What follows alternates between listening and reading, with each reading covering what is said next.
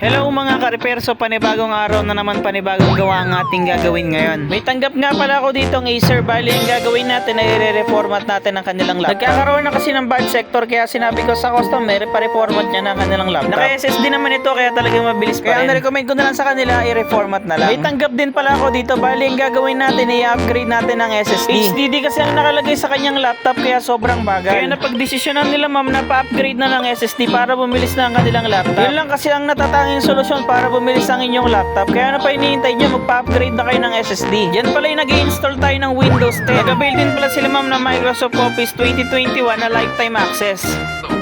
Di totoo yan. Bola lang yan. At dito nga pala susubukan natin kung gaano kabilis ang kanilang laptop.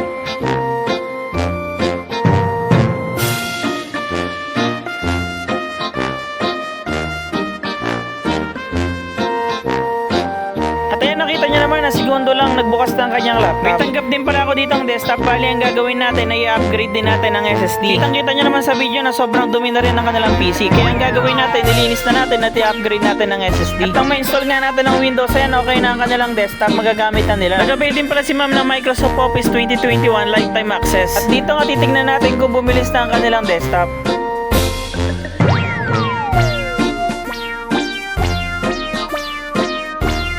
Ayan, kitang-kita nyo naman na talagang bumilis ang kanilang desktop. Magagamit na lang na itong mabilisan. Yun lang muna guys, hanggang sa muli. Maraming salamat sa panonood.